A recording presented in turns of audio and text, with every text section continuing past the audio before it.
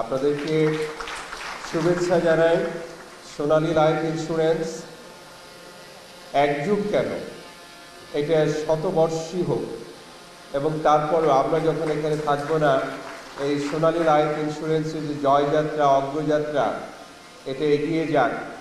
এই এক যুগ পূর্তিতে শুভ জন্মদিনে আপনাদেরকে প্রাণ ঢালা অভিনন্দন জানাই। আমি ঢাকা বিশ্ববিদ্যালয়ের ব্যাংকিং অ্যান্ড ইন্স্যুরেন্স বিভাগের এই মুহূর্তে শিক্ষকতা করছি। ফিনান্স অ্যান্ড ব্যাংকিং বিভাগের শিক্ষক পড়াশোনা করেছি এবং অর্থনীতি বিষয়ে পিএইচডি অর্জন করেছি। কিন্তু এখন আমি পরিচয় দিই যে আমি ফিনান্স ব্যাংকিংয়ের ছাত্র। আমি ইন্স্যুরেন্স বিভাগের ছাত্র, এখন আমি শিখি। বিশ্বজোড়া পাঠশালা আমার সবার আমি ছাত্র, আমার অনেক শেখার আছে, সন্দেহ নেই মাত্র। আমি বিভিন্ন জায়গায় হয়তো লেখালেখি করি এবং টেলিভিশনে গিয়ে যে বক্তব্য দিই, ইন্স্যুরেন্স সম্পর্কে খুব বেশি ভালো কথা এ পর্যন্ত বলার সুযোগ পাইনি। কিন্তু সত্যি এই মুহূর্তে আমার যে পূর্ববর্তী বক্তা, আমার বড় আপু হবেন, আমাদের এই সোনালী লাইফ ইন্স্যুরেন্স কোম্পানির সম্মানিত ডিরেক্টর, তার যে বক্তৃতা, আপনাদের প্রতি যে আবেগ, অনুভূতি, ভালোবাসা, কৃতজ্ঞতাবোধ, এটা দেখতে পেয়ে এবং আপনাদের যে এই বান্ডেল থাকলে প্রতি সেনমানিতে টাকা বাঁচবে। বিকাশ সেনমানি বান্ডেল কিনে জিতুন প্রতি লেনদেনে। গর্ব উপস্থিতি, মানে এটা দেখতে পেরে, মানে নিজের চোখে দেখতে পেরে আমার যে অনুভূতি, সেটা হচ্ছে এখন থেকে আমি আমার লেখনীতে এবং যেখানে টক শোতে যাই, এই ইন্স্যুরেন্স, বাংলাদেশের ইন্স্যুরেন্সের যে অগ্রযাত্রা, জয়যাত্রা এবং সম্ভাবনা, এটাকে আমরা তুলে ধরব। আমরা নেতিবাচক যে কথাগুলো আছে সেগুলো পরিহার করব। আমি ব্যক্তিগতভাবে, আমরা যেহেতু বিশ্ববিদ্যালয়ে পড়াশোনা করি এবং পড়াশোনা করাই, আমরা হয়তো উপর থেকে সারফেস অফ দ্য ওয়াটার বা সি খুব ভালো কিছু হয়তো দেখতে পাই না, কিন্তু অনেক মন্দের ভিতরেও এত ভালো একটা কোম্পানি বাংলাদেশে এই মুহূর্তে প্রিভেইল করছে। এটা সত্যি আমার অনুভূতি হচ্ছে, আমি সত্যি খুব গর্বিত অনুভব করছি যে ঢাকা বিশ্ববিদ্যালয়ে আমরা ব্যাংকিং অ্যান্ড ইন্স্যুরেন্স পড়াই এবং সেই ইন্স্যুরেন্স ডিসিপ্লিনের যারা কর্ণধার, যারা মাঠে বিচরণ করেন, কোম্পানি ইন্ডাস্ট্রি পরিচালনা করেন, সেখানে এই ধরনের, এটা আসলে একদিনে হয়নি।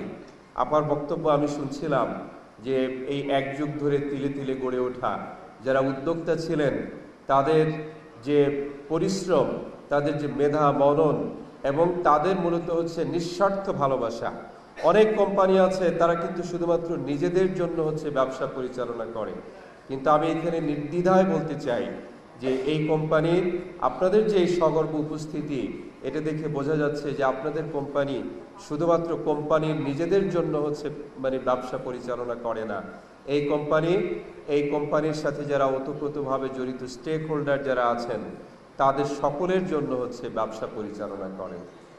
তো এই ধরনের একটি কোম্পানির সাথে আমি নিশ্চিতভাবে বলতে পারি যে আপনারা যুক্ত হতে পেরে নিশ্চয়ই আপনারা গর্ববোধ করেন। আমি সাধারণত শুনি, যেখানেই যাই, যে কোনো জায়গায় কথাবার্তা বললে ইন্স্যুরেন্স নিয়ে তারা হাহুতাশ করে, এই কোম্পানিতে থাকতে চায় না, এই কোম্পানির বেতন ভাতা, বোনাস, এ সমস্ত কিছুতে তাদের দেখা যাচ্ছে নানা সমস্যা আছে।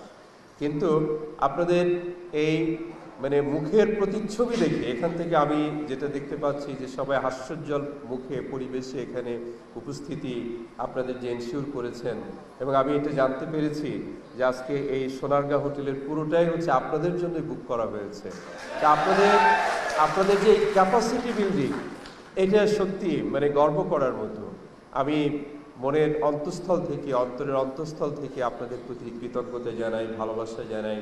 আমরা আমাদের এখানে ব্যাংকিং অ্যান্ড ইন্স্যুরেন্স বিভাগে ইন্স্যুরেন্সে মাস্টার্স আছে। আমরা মূলত ব্যাংকিং এবং ইন্স্যুরেন্স ডিসিপ্লিন, যেহেতু ব্যাংকিংয়ে মানে মাস্টার্সে গিয়ে দুইটা স্ট্রিম হয়ে যায়, একটা ব্যাংকিং স্ট্রিম আর একটা ইন্স্যুরেন্স স্ট্রিম। ইন্স্যুরেন্স স্ট্রিমে সাধারণত আমরা খুব ভালো ছেলে মেয়ে পাই না।